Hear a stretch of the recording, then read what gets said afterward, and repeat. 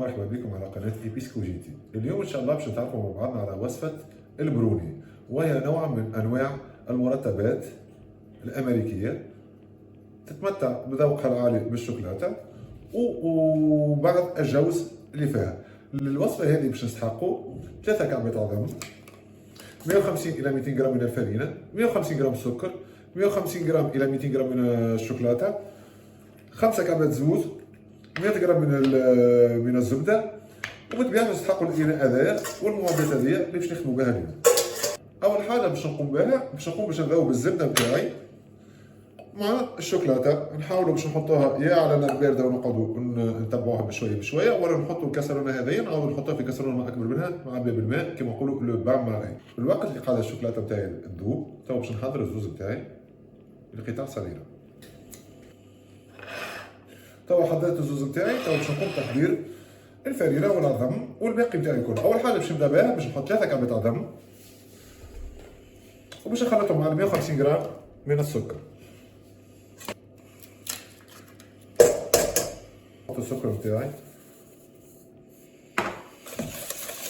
نحاول نعمل الوصفه السهله والستوندار ماش نصعب عليكم حتى شيء. الحكمه كلها في التخليط هذايا اللي هو العظم مع السكر.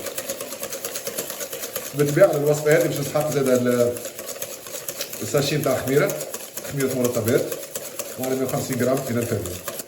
نقعدوا نخلطوا بالكدا الاصفر والعظم كلها مع السكر، يكون تخليط جيد حتى تحصلوا على نوع من الكريمه اللي هي السر نتاع نجاح البروني اليوم، وهو في تخليط العظم مع السكر. في نفس الوقت حضرت لي الشوكولاته نتاعي، توا باش نقوم باضافه باقي مكونات. الخليط نتاعي كمل نتاع العظم والسكر، توا باش نكمل نحط الباقي نتاعي كله اللي هو الخميره نتاعي. باش نكمل نحط بقيه المكونات اللي الفرينه، الزوز، الشوكولاته نحطها في الاخر، نخلطها في الاخر. هوني باش نقوم باضافه الشوكولاته نتاعي. لهنا تخلط كل شيء مع بعضه، الخليط كله متجانس. ما قاعد لي باش نحط في الفورمه نتاعي.